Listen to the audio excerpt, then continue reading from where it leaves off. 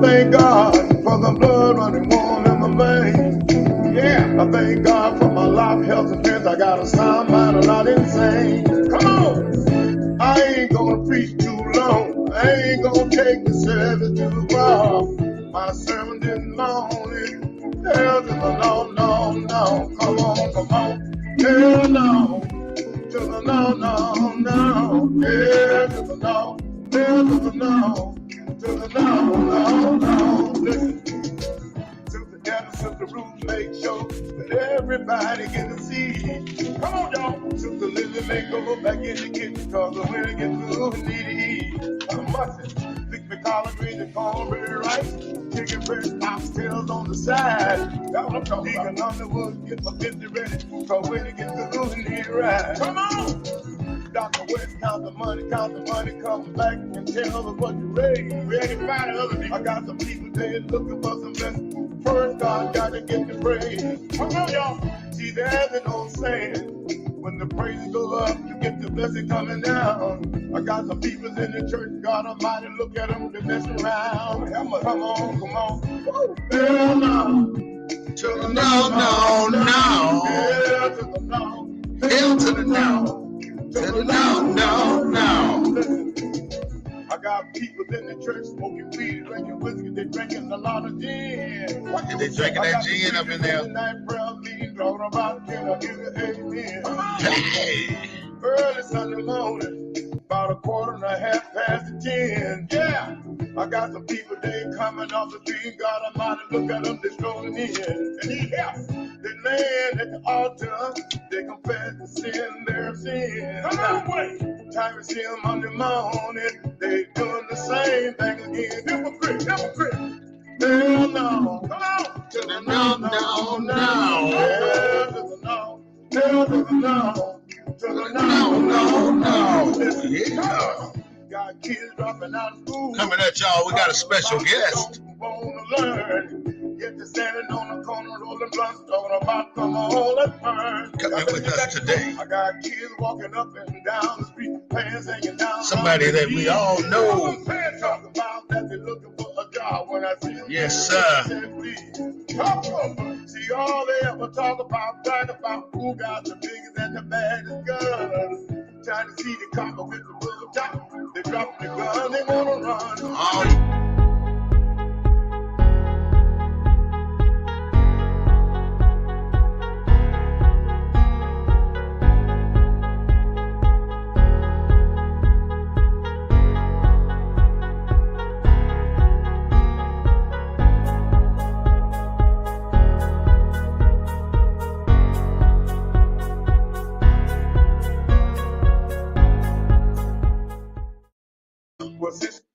Good evening, ladies and gentlemen. This is Warren Smith with the Black News Network, the real voice of Military City, USA, coming at you live today. We're bringing you the news from a black perspective. I do not own the rights to the music. However, I do own the rights to what I say. So let's get with it, y'all. Today's topic is going to be circulating around that target on our forehead. I mean, most black people that still know that they are black and that carry themselves as a black person in America today know that there's a target on your forehead. I mean, driving while black, sitting on a park bench while black, helping somebody who may be dying while black. Everything while black keeps a target on your forehead. And 9 times out of 10, you may or may not be the one to get prosecuted. Sometimes they'll take you in when you're out there trying to help people. This is the kind of stuff black people have to deal with on a regular basis. We are always considered target number 1 in America. And because we are considered target number 1, you better watch yourself, because if you don't, Philip, you're going to see that they're not playing with you either. They're definitely not playing with me, and I ain't playing with them, because I know how these people roll. They look for us to find a way to keep their damn cotton field filled and to keep us under bondage. So the moment we go and find us a decent damn job, because there ain't no such thing as a good job, we find a decent job, then they run our background check. Then they say, hell to the no, you're not working here because you got a record. You've been dealt with by the law. So what is it? They always want to target us for this reason. And these reasons alone, we are the chosen ones. And I can say this day in and day out, and there are still black people out there that don't realize that they are the chosen people. That ain't nothing they can do. They can take my shoes, they can take my freedom, they can take my clothes, but they cannot take what's inside of here. Because this is the real deal when you're talking about black people. And that's where I'm trying to get you to see that you are the chosen ones. So that target on your forehead, that target on your children's forehead, don't mean a damn thing, because we are not going to allow them to take us out like that. They want to get you on paper. They want to get you in jail so they can farm you out to the farmers for free. And the state get paid for you. That's the kind of stuff we have to fend with here in America as black people. And we are the only ones, the only people in this country that has not been recognized with some form of reparations by the government. I mean, Abraham Lincoln gave us a shitload of stuff back in the day when he gave us the 40 acres and a mule. And he did do that. That was part of his agreement. And that is one of the reasons, not the only reason, but one of the reasons he was assassinated.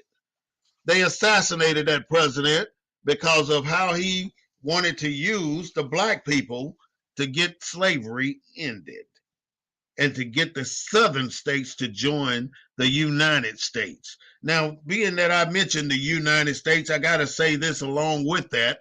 There are several different categories of stateship or statementship that you carry. One is, if you are a United States citizen, it means you are part of the corporate American structure, which means your birth certificate has affiliated you with the United States of America.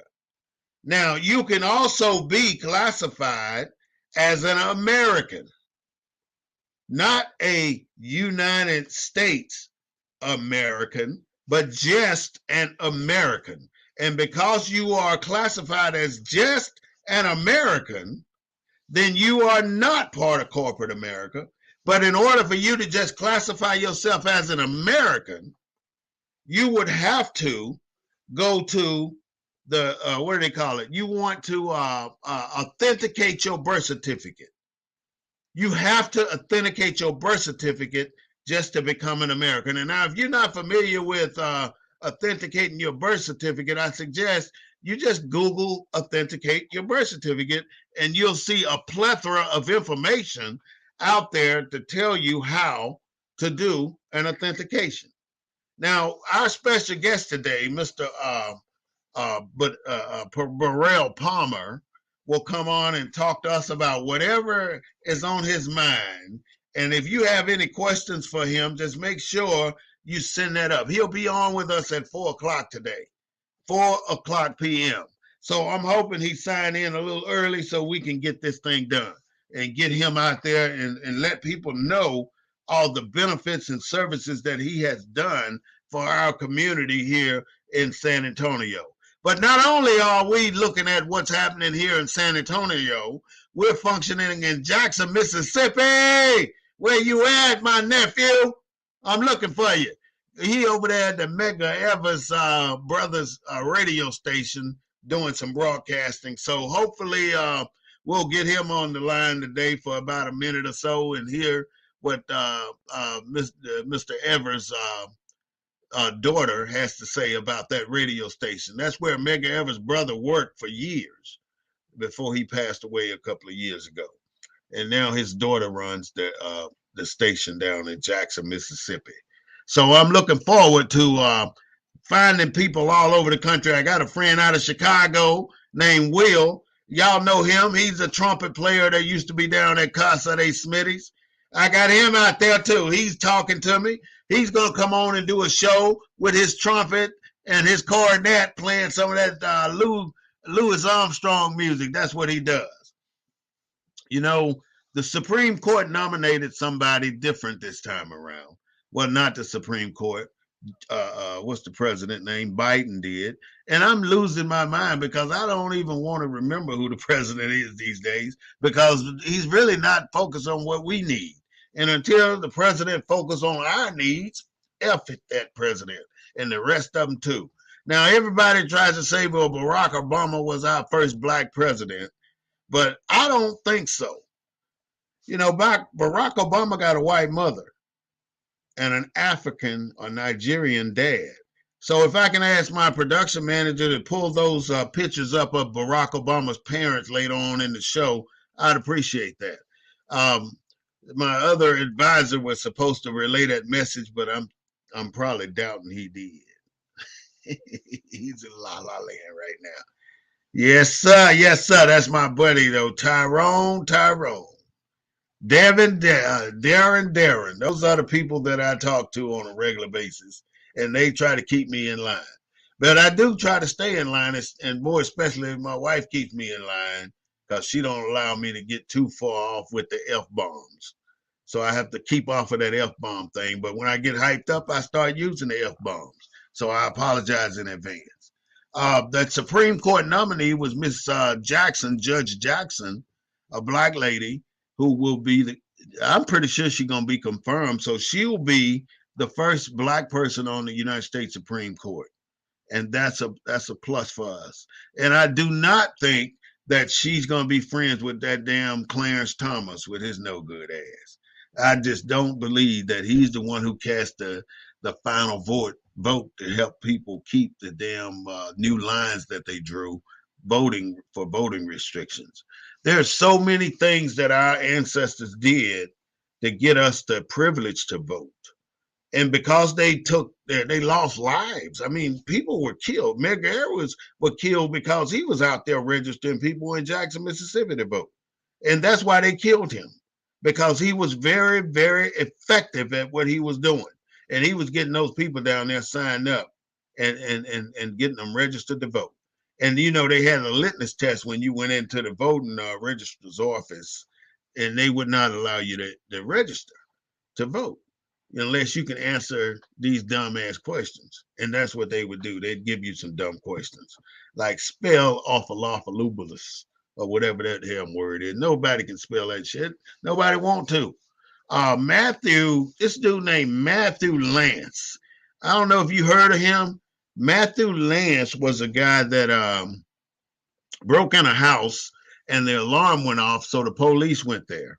And now he's a white dude, broke into white folks' house. He's upstairs. You got 5 or 6 cops standing downstairs, and he comes downstairs with a Rambo knife. Now, you all know that a Rambo knife is at least a foot long, right? You know that because I'm pretty sure you've seen Rambo, the movie. But he comes down the stairs with this big-ass knife, and he stabs one of the police officers 6 times before they could subdue him and get the cuffs on him. But the ironic thing about what I'm telling you about this is that this mofo did not get killed. They didn't kill him. And you see this time and time and time again when American police officers go out to arrest white folks, that they always have a tendency to make it back to the station and get put out on bail, and a low one at that. Look at this little heifer that they gave 16 months to for shooting that young kid that was sitting in the front of that car because he had air fresheners. Pulled him over because he had air fresheners hanging up. And then she gonna tell a damn lie like she forgot that her gun was on the left and her taser was on the right. And she shot him. And she got 16 freaking damn months. Now, this is the month of Trayvon Martin's anniversary, by the way. And if some of you too young to remember, but Trayvon Martin was killed 10 years ago by this so-called security guard that's still alive today and walking around in Arizona some damn where. But this is Trayvon Martin's anniversary. Now, can we pull up, hey, Patricia, can we pull up the, what is that thing called? The chart that we have in the background that shows all the people that were killed since Trayvon Martin that we've been able to document. I mean, that's a lot of folks. And if you are not so fortunate to know that all,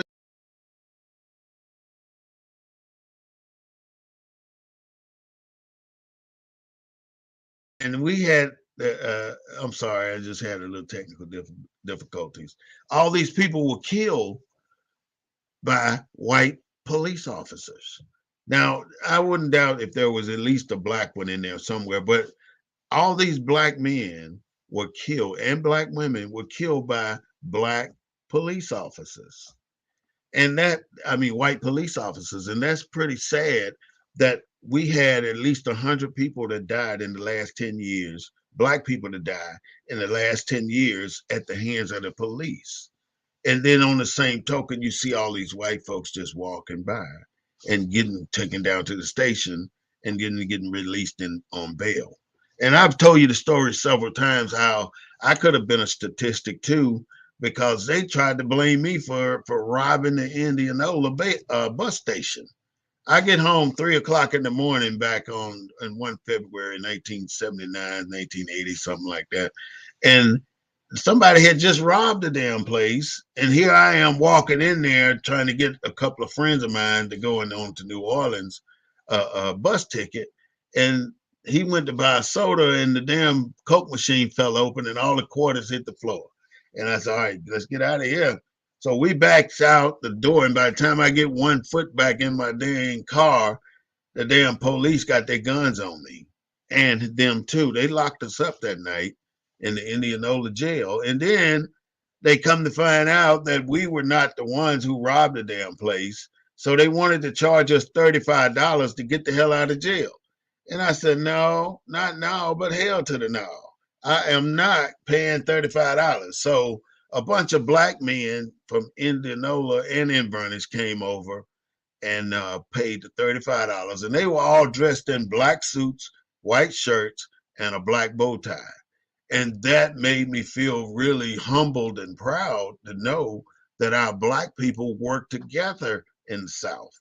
And when you come out to places like North Carolina, out to Texas, out to other places where you see black people are fidgeting. They don't even speak like we do in Mississippi. We speak to every damn body. If we riding around the community, we say, hey, how you doing? How you? You don't even have to know the person to speak. We speak to everybody, but you out here in Walmart or somewhere and you still got that character that you learn from home and that you speaking to people and you end up not, they look at you like something wrong with you because you speaking. But, it ain't our fault, It's not our fault that we have that type of value embedded in our character. That's a wonderful thing to do. And I commend all of us who still do it. As you know, the Ahmaud Arbery killers, those 3 white men got convicted on the federal side, and then they turned around and got convicted on the state side. Now, the George Floyd 3 guys, they already convicted the one who had his knee on George Floyd, Charbonneau, who had his knee on George Floyd's neck. So the other 3 guys, the other 3, the Chinese officer, the half black one, and the other one just stood around there like they didn't see this man damn near trying to kill this fella, killing this man. And they just got prosecuted on a federal level for violating George Floyd's civil rights because they didn't do a damn thing to stop him from killing this man. So now they got to go get prosecuted on the state level. So that's next. So we're going to see them. I hope they get a double jeopardy too. So look like I got a picture of Barack Obama and his mother. So that's Barack Obama and his mother. What about his father? You got one of his father too? And I wanted to show this picture because This young man here, Barack Obama, he was raised by a white female who was married, or I think they were married to a Nigerian, and we hope to see her face here shortly. But being that he's raised by that woman, it really doesn't make him totally black because he was really not exposed to being a real black person. I think, and I've even heard the rumor that Barack Obama was some kin to George Bush. I mean, how many terms did he serve in the Senate? One term. And after that first term, he went on to the presidency. I mean, don't that sound kind of funny to you? He went on to the presidency, and then when he gets elected president, how many times did he do things for us, for regular black people? He never did anything for regular black people. And that's the kind of stuff we have to deal with. That is the kind of stuff we have to deal with as black Americans, but we do. And so I'm here to tell you today, and I want you to think about this before you tell me I don't know what the hell I'm talking about, is that we had a first lady for president in the presidential suite, Michelle Obama, but we have yet to have a black president. Now, a black president to me, in my mind, would be somebody like Marion Barry, that crackhead that was the president of D.C. for a long time. Somebody that's got black parents that grew up in the struggle. And this is a struggle everybody that I know that are Mississippi natives or United States or America's natives, if they are black, most of them, 98% of them have came up in the struggle. They are native black Americans, and that's what really matters. And did you notice when they closed down Afghanistan, how Biden gave all these damn Afghanistan people all this damn money? I mean, why did they do that? Donald Trump never served in Congress or the Senate and didn't do nothing for black people either. Okay, so what's your point? Whoever, Darren, what is your point? I said I ain't worried about Donald Trump because we know where he stands. I'm trying to classify us walking around telling everybody we got a black president. So you want to get into it, you keep on talking, say something else. Let's see what's going to happen with that topic. Donald Trump. I ain't even going to say DT. DT. I ain't going to even call him by his name. I'm going to call him 45 or DT because that's who I think he is. Next thing I wanted to talk about was having how the United States is looking at Ukraine is in this war with Russia. And now everybody walking around with a big heart planted on their chest because they are so concerned that Russia's getting in there whooping the Ukraine's ass. But that ain't the story. Ukraine is holding its own. They've killed over I think it was 1,000 some Russians and 100 and some Ukrainians. So the fact of the matter is, why is it that every damn time another country invades another country, a white on white crime, America got to damn be so concerned about how bad they getting their ass whooped over there? You know, Ukraine is not part of us. I mean, why can't they look at how we getting our ass kicked in this damn country?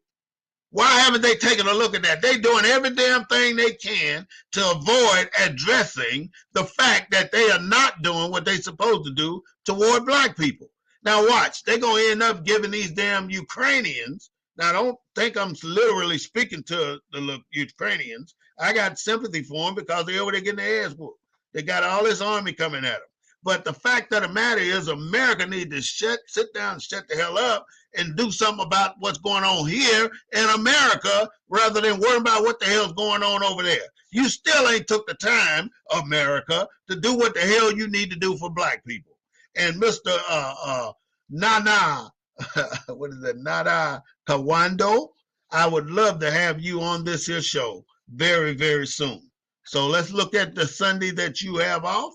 And I would definitely be wanting you to come up here. This is Barack Obama's daddy.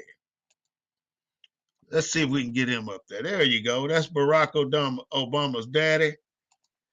And we're looking at a Nigerian, and we're hoping that we can figure out how we are so quick to give credit to a black man being in the White House that don't know shit about black people.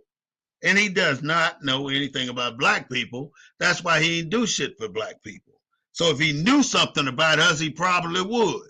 So in my mind, when we get a black president, it's going to be one of them niggers from out there in the damn cotton fields of Mississippi who worked their way up to some damn college or some damn presidency of some organization and then on to the White House.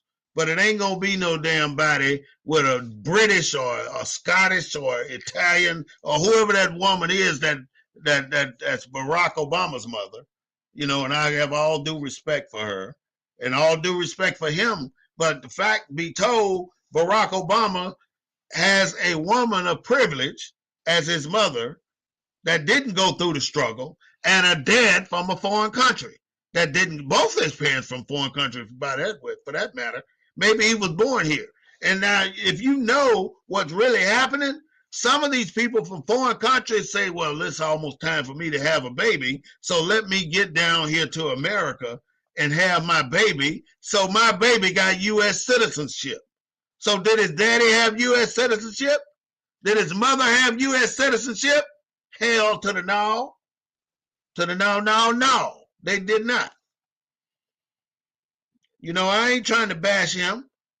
I'm just trying to let you know that we have yet to get a black president. And when we do, I damn sure say it's going to be a native son. It ain't going to be nobody that's been adopted by this country.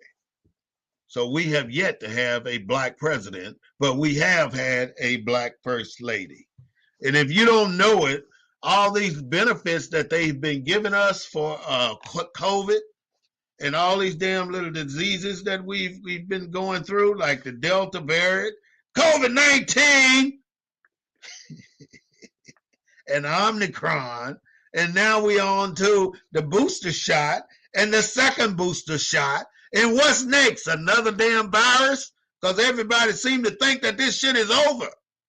It's not. It's not over.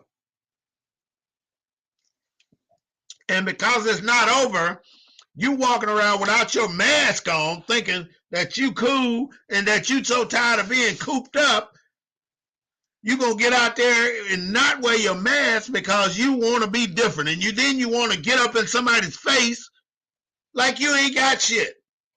And you're the very one carrying the damn disease. Stop that shit, Black America. Your safe distance is one arm away. One arm length away from whoever you're speaking to. Don't let people get in your face where you can smell their breath. You can feel the spit coming off of their lips. You probably can feel mine as much as I'm spitting these days with my new teeth. I'm sorry about all that, but that's how it is. And I try to be as real as I can be, but I'm real. And I'm here to bring you the news from a different perspective. We cannot outmask our pain, y'all. I mean, we're trying very hard to mask the pain that America has caused us. I don't think there's a native Black American walking this planet today that don't have post-traumatic slave disorder. Not stress disorder, slave disorder.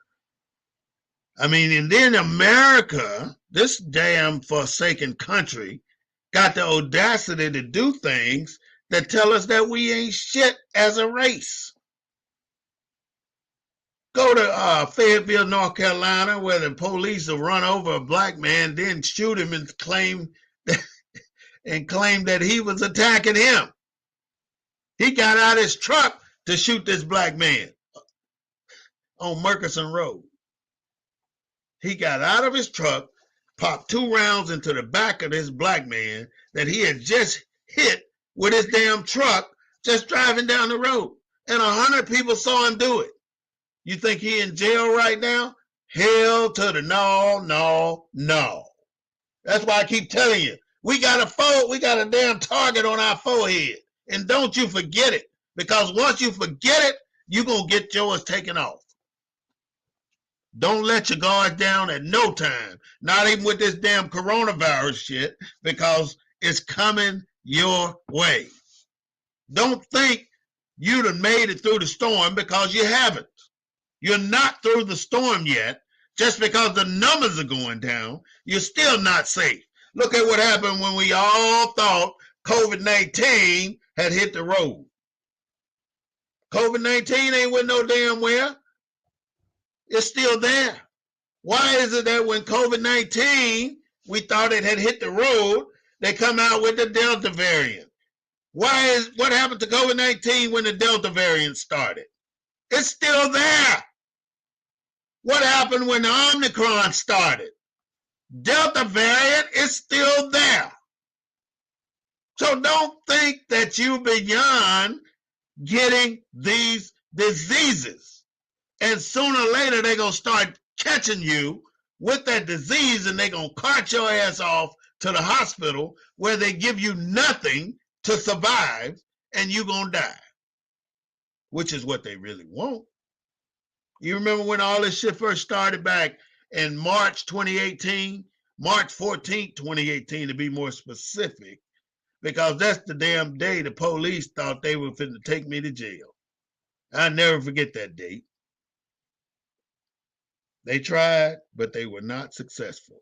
Is it 4 o'clock yet? All right, Mr. Palmer. I'm waiting on Mr. Palmer to sign on, and then as soon as he sign in, we're going to bring him up and start talking about him. All right, now I got a picture of Barack Obama and his significant parents. Well, not Barack Obama, but his mother and his father. I want you to see these people because they are the people that you have to know and see. Okay, I think he's on. Let me pull him up. Mr. Palmer is here. He's at the American Legion. As of right now, ladies and gentlemen, let's have a warm welcome and a round of applause for Mr. Burrell Palmer, the future commander of Fred Brock Post 828. How you doing, Mr. Palmer? Can you hear me? Yes, sir. Good afternoon. Thanks for having me on. Okay, let's see if I can get your volume right. I can't hear you. I'm going to see if I can do something here. I usually have to hit this thing right here. Okay, Mr. Palmer, can you hear me now? Yes, sir. How about now? All right, now I can hear you too. So go right ahead. Talk to me, sir. What are you doing down there at the American Legion? Well, first, thank you for allowing me to be on your show. I'm going to continue watching it every week. And also thank you for your service in the U.S. Army and also being a member of Fred Brock Post number 828. So for those who don't know, we are located at 3415 Martin Luther King Drive on the east side. We've been around since 1946.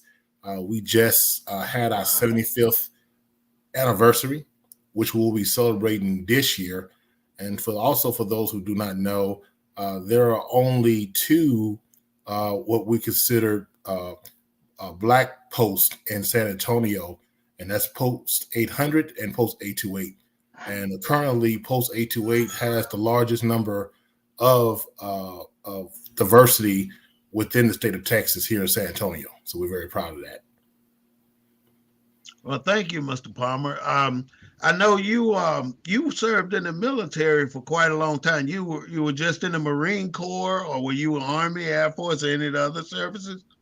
Well, I did 21 years in the United States Marine Corps. Our motto was always faithful. And I moved here to San Antonio in 2008. I was still on active duty at the Joint Aerial Warfare Center on Lackland Air Force Base.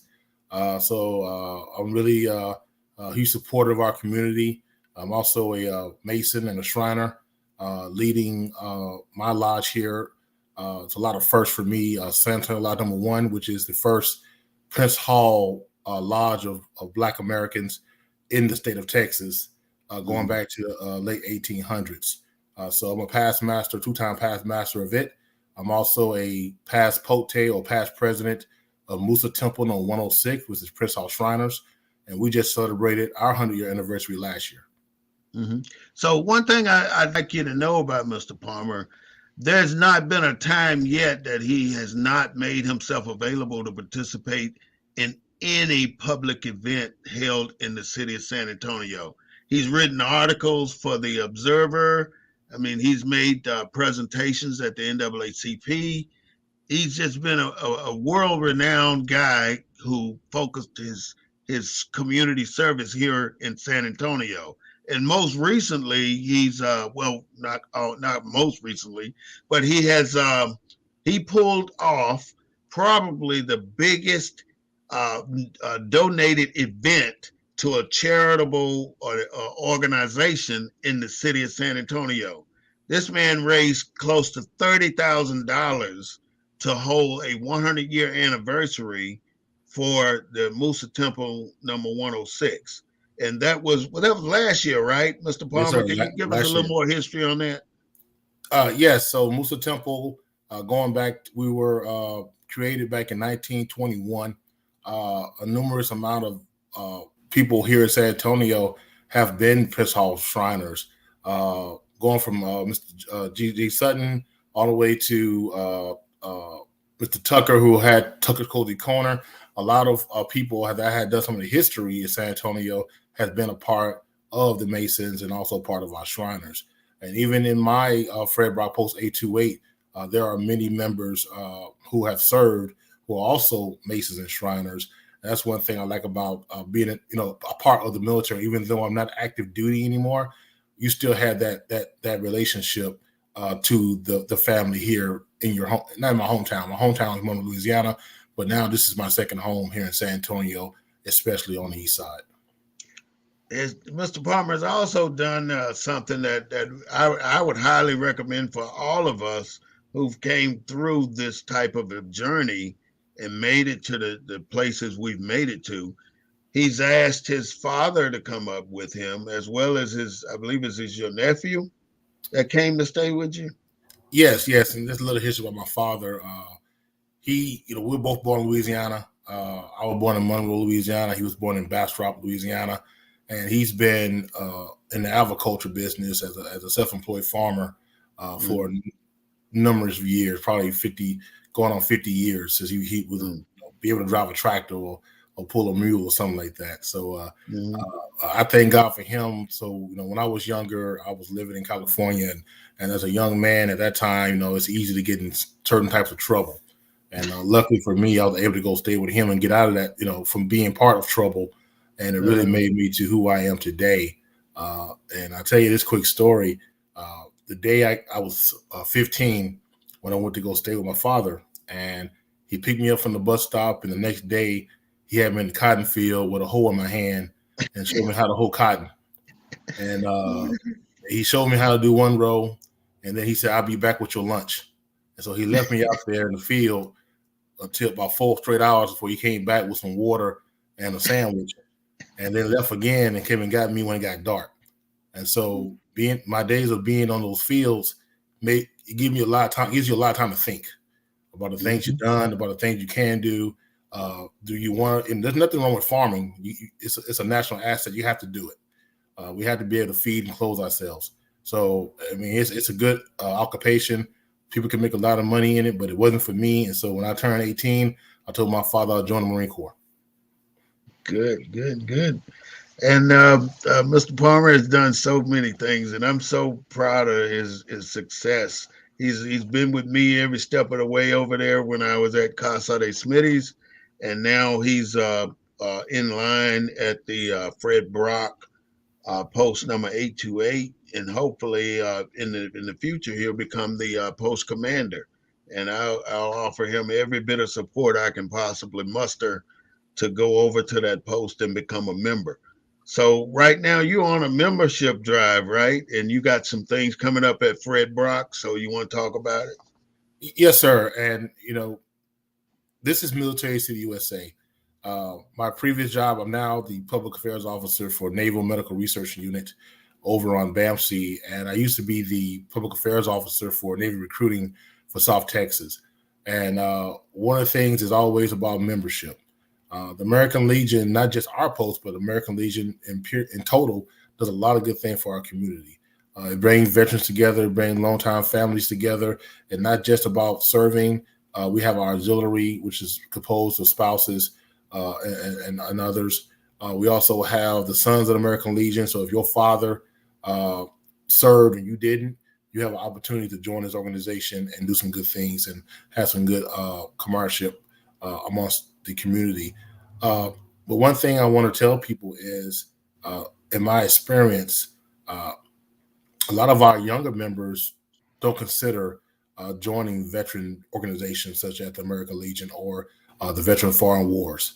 And they need to. The American Legion just recently, within the last couple of years, approved a resolution to allow active duty members to join, which is big. It used to be you have to be a veteran. So now you can be active duty and actually join this organization.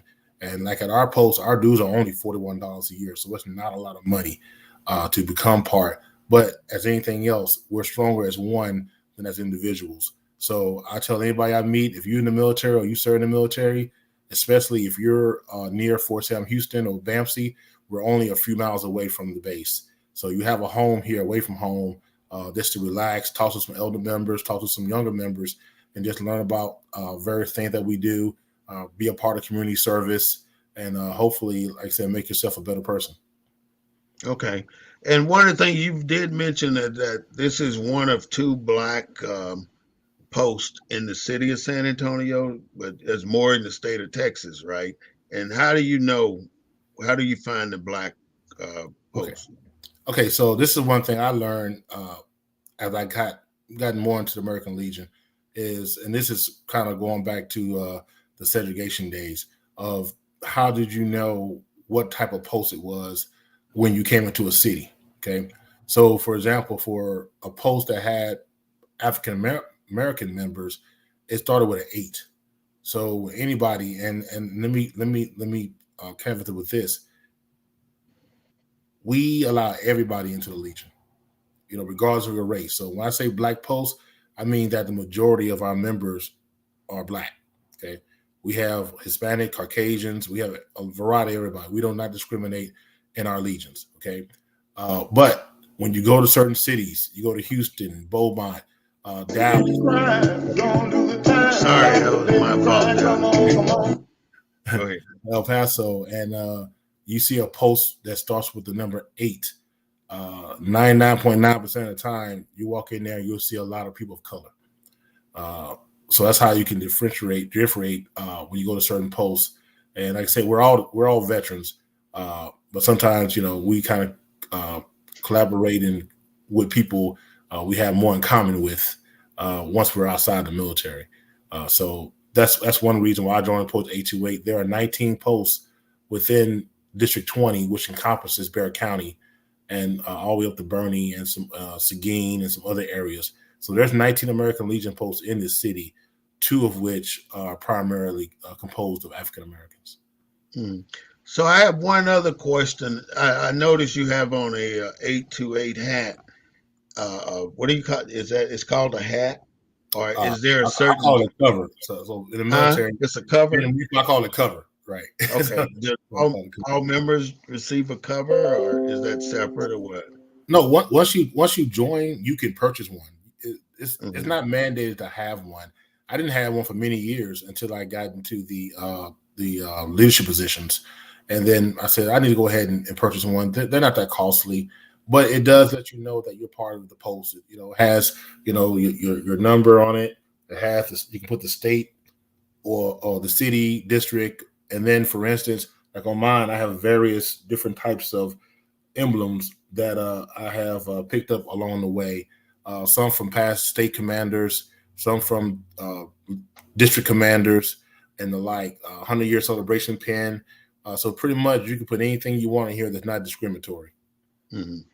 Okay, and there's not no blouse that you have to have or that you could purchase to go with. No. The only uniform really for a Legionnaire is your cover. Okay. So we go do things. It depends on what we're doing. So we're doing community service. if we're doing some manual labor or something, you wouldn't be out there in a suit. You probably wear a shirt, or like me, I have a polo shirt on with the American Legion 100 years on. So if I would go out there and do something in the community, I'd probably wear something like this and be a little more comfortable. If I'm going to like a dinner or something business wise, or if I go to a school to do a school visit, I would be in business attire. So you dress for the occasion. Okay. All right. In closing, I want to say that Mr. Palmer is, like I said, has been a longtime friend, and I really admire the work he's been doing in the community. And I'm going to give him an opportunity to just do a shout out or say whatever he may want to say about anything going on in the community that can affect or not affect our people. So, Mr. Palmer, in closing, go ahead. Okay. Well, we do have 2 events coming up that I want to promote. One, we're going to have our non-commissioned officers night, or NCO night, at the Post on Friday, March 4th. That's this coming Friday from 6 to 10, and we're having happy hour from 6 to 7. $5 you call it. We'll have some refreshments out there. So we're calling, if you're in the area, you're near the base, veteran, active duty, or reservist, or please come out. It's like a meet and greet. Come have a good time with us, get to know one another. On the 12th of March, which is the following Saturday, we're going to have our steak night. And then with our steak night, we're going to have a lady here. Her name is Verda Bird.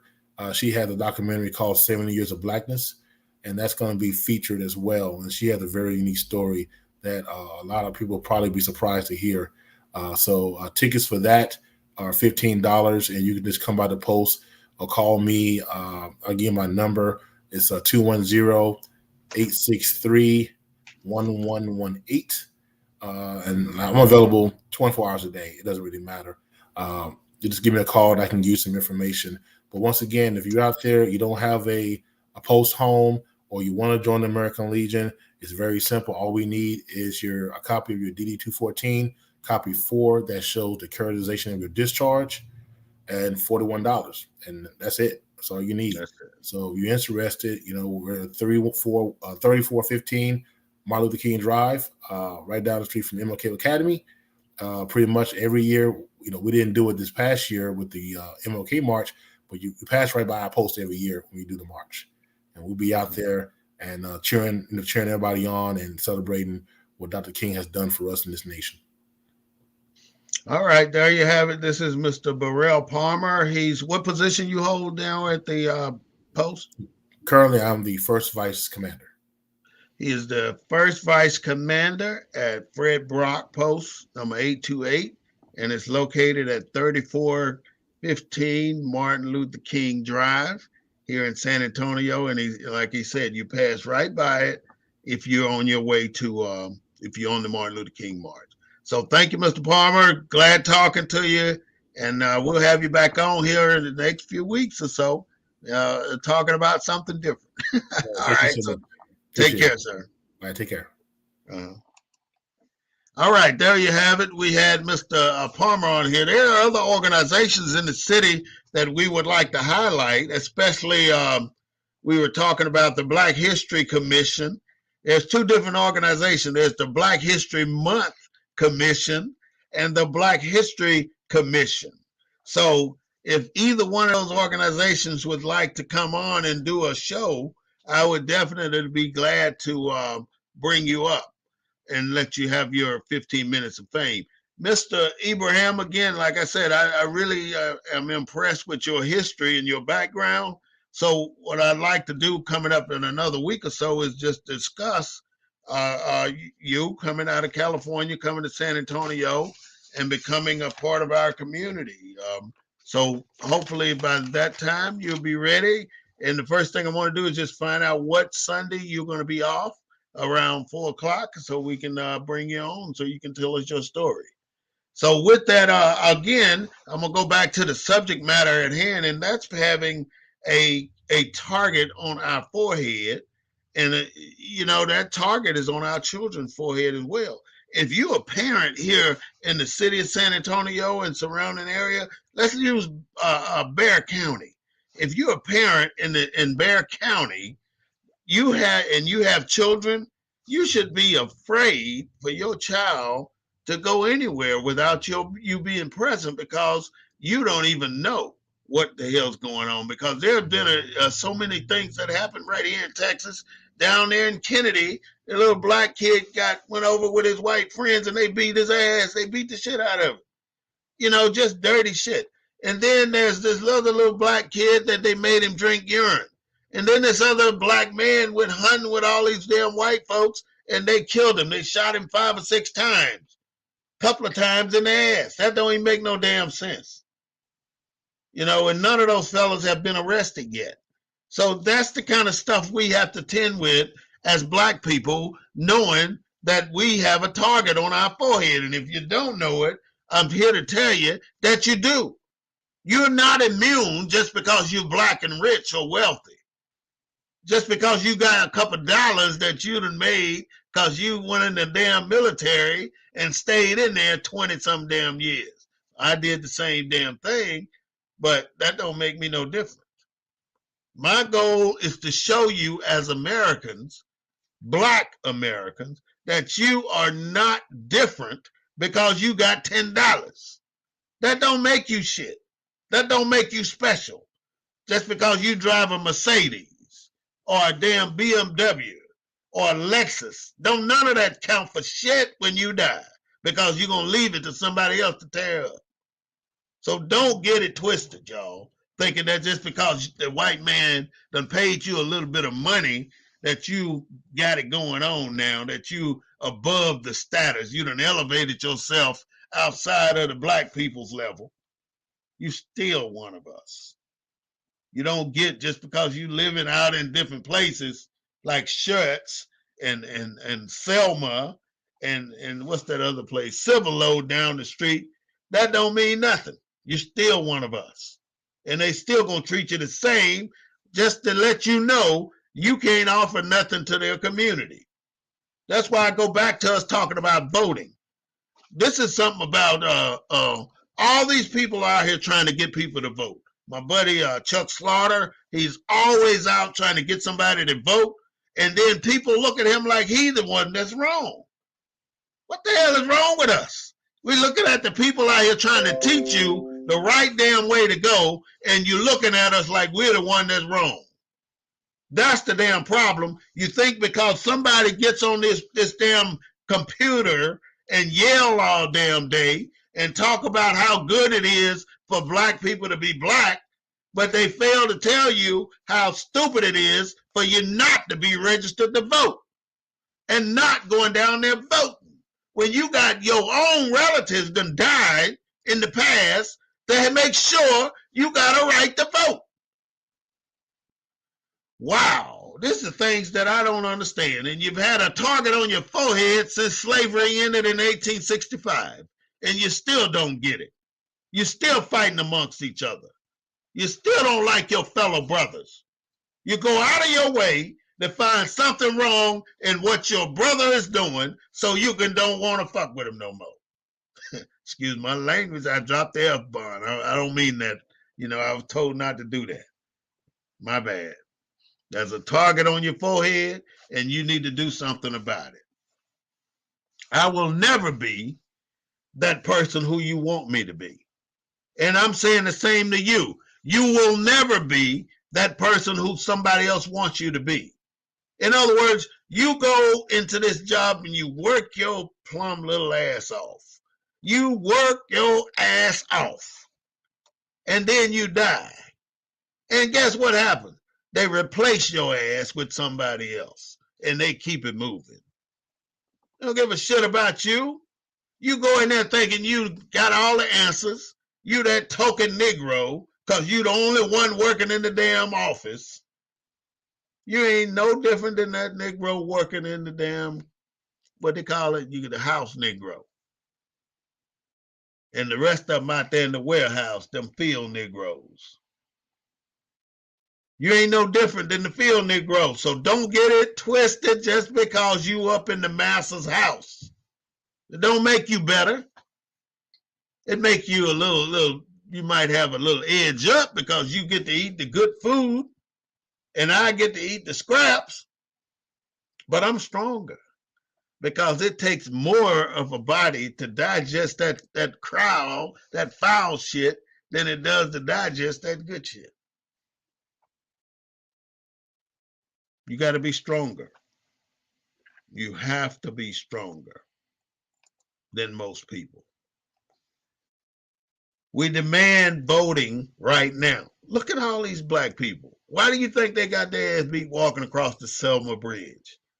They got beat up walking across the Selma Bridge because they were taking people to vote. And when you're taking people to vote, you're violating what the white folks want you to do, and you end up getting beat down. That happens all too often. We want to get the right to vote, right, Chuck? We need to have the right to vote, but once we get the right to vote, we don't exercise the right to vote. So, ladies and gentlemen, if you are not qualified to vote, you're eligible to vote, and you're not voting, which is coming up on Monday, by the way.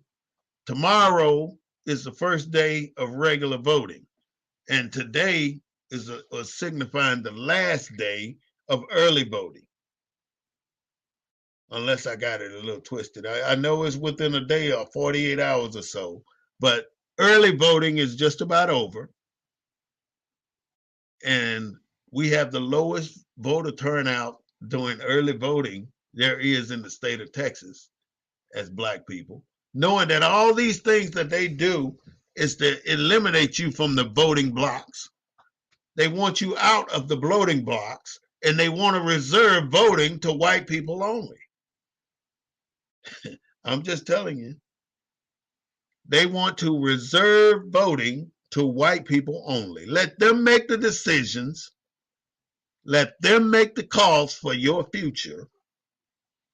We need to get a swear jar to drop money in and donate to your issues of choice later. Yeah, we do need a swear jar because I can't hold it in. Sometimes I just get so excited. But I don't mean no harm, y'all. Just don't think I'm trying to be just that a-hole that I can be. But like I said, I will never be where you want me to be. Being black, y'all, is like living in Afghanistan. We fighting a guerrilla warfare every damn day. Every day we are fighting a guerrilla warfare. I think I got about $8 in that jar right now. We fighting the guerrilla warfare because we have to be covert and undercover about our actions and how we deal in America. Because if we came out in the public and told everybody how we felt and what we thought, we wouldn't have no job. We wouldn't have no neighborhood to live in. We wouldn't be able to get no damn car because nobody want to deal with us because they would say, oh, you too radical. You're too mean. But when they were lynching your ass and damn burning you at the stake and cutting off your genitals, they were not being ruthless and barbaric.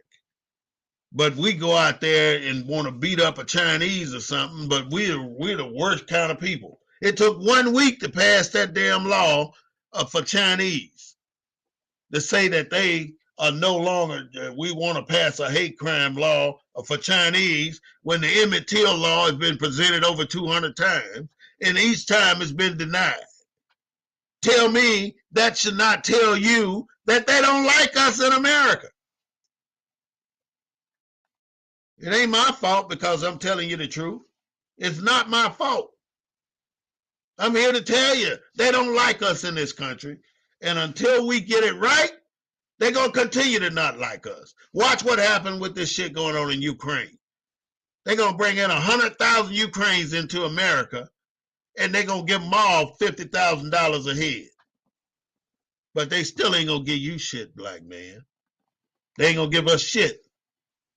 And I ain't asking them to give us shit. I'm asking them to treat us with the respect that we've freaking earned. We earned it, and we deserve it, and can't nobody take it. Again, that's something that they can't take away. They can beat us up, they can lock us up, they can put the cuffs on us, but they cannot take away who we are. And we're going to always be who we are. We're gonna create families, and we're gonna procreate. We're gonna grow our population, because that's what they are so afraid of.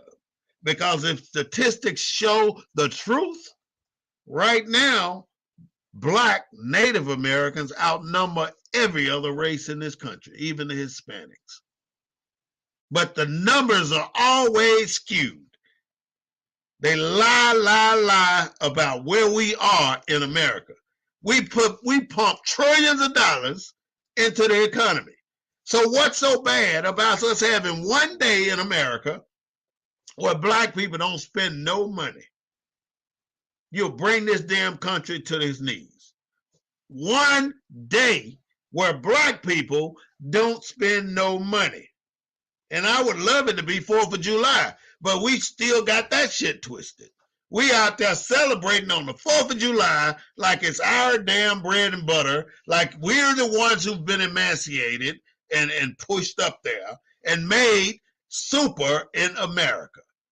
That's American independence, y'all, not our independence, America's independence. And when America received its independence, we were still slaves. We were still slaves. So it was not for you. You were never, ever considered for anything in the construction and the building in the greatest part of America. You were always considered to be the thumb, the thorn in the side. We don't need you, but we want you because y'all asses work. You get the shit done. You get it done. That's why they want you here, because Black people get it done. What I just found out the other day is you wouldn't even be able to drive down the street if it wasn't for a Black man who put the damn reverse in the transmission, the drive in the transmission, the park in the transmission, and the neutral too.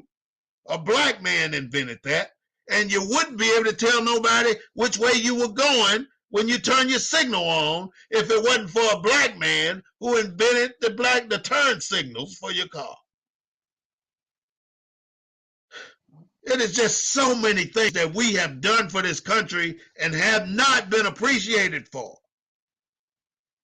What is wrong with us making this country aware for the trillions of dollars we're giving to them when they ain't gave us a damn dime? They owe Black people reparations. I cannot stress the fact enough. They owe us reparations. And for those of you Black people out there thinking you too high and mighty to let people know that they owe us reparations, to hell with you, because you are the reason why we're in the shape we in today. You don't want to admit the fact that you are a Black American and that America don't give a shit about you. That's what's happening out here. And then in order to further take away the pride of Black people, they came up with this word called emasculation. They taking away your manhood.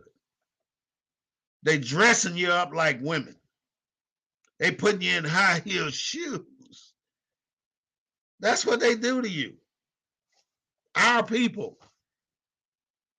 There's no reason for a Black man to be walking around here switching harder than a Black woman.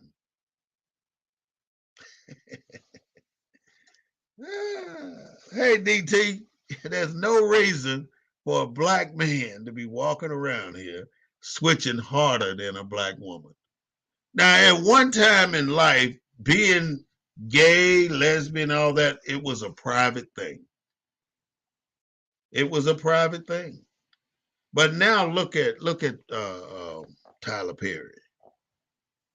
Don't make no damn sense. You know, I love his Madea series, but why you always got to get a man to play grandma? Look at Martin Lawrence in Big Mama's House and Shanae. Look at that. You know, and they want to make him look like such a ghetto queen. Look at that. Look at these pictures that are popping up on the screen right now. This just makes my stomach turn. I don't watch no Big Mama's House. I don't watch no Mud Ear. Even though I love the series, I don't watch it because I don't want to see a man lose his nuts on a show like this. And because that's exactly what they're doing. They're taking away the masculinity of men. They are taking away the masculinity of men. And when they do that, we laugh at it and think that ain't nothing wrong. Something's wrong with that picture of Martin right there. Something's wrong with that picture. That is not how our black women look, but look at how they got him looking on a show. Look at it. Don't make much sense at all. We're going to have to emasculate our American black men again. You can be any type of gender you want. You can be a woman when you get off out of the public, but when you're a black man and out in public, be a black man. Represent your culture rather than yourself. You know, if you want to be gay, be gay. You want to dress like a woman, dress like a woman. But do it at the discretion of yourself and your family. Don't push it out there on the children. Don't push it out there on America. America shouldn't even know you dress like that. They shouldn't even know that is your character. We need to emasculate America, black man. You know, they stole over a couple of 100 years, the British, the Americans. You know, when they went into these foreign countries, they took every damn thing they could get their hands on, and they shipped it back to these countries like America, like Britain, and everywhere else. Now, when you go to these countries and you walk into their museums, you see all these African artifacts that they took. They didn't co-sign them out for a year or two. All right, I got you. Our time is just about up. They didn't ask for these items to be co-signed in another country for a limited time, a limited point in time. What they did was took these items and moved them to another country, and then they intended to keep them. But that's what they did to America, and that's the kind of stuff we have to deal with. Just a couple of little things, and we're going to call it a day. What we started out with, there was a target on our forehead, and I don't want you to forget that, because that's something that is out there, and it's going to always be out there as long as you are a black man and you stand up for who you are. That target on your head is never going away, and the people are going to always look at you like they can treat you any kind of way. I'm telling you. You work, like I say, you work hard all day, and by the time you notice that you're working hard, it's too late. Because when you die, they're going to put somebody in your place, and they're going to keep it moving. So I want to thank you all for listening to the Black News Network. This is the War Report, broadcasting live. And this is the real voice of Military City, USA, bringing you the news from a black perspective. I do not own the rights to the music, but I do own the rights to what I say. So I want to thank you for tuning in, and I'll be back this coming Thursday at 7 o'clock with a new show and a new title. And I want to thank all of you for who tuned in today. Leave a comment, share a post, like a page, follow us on Twitter and Instagram, like us on YouTube and subscribe to YouTube, like us on Facebook. Let us know that you're out there by sending in a $100 donation. Just kidding. But if you send it, I don't know. Thank you so much, y'all. We're going to play a little music, then we're going to be out. No, no, no.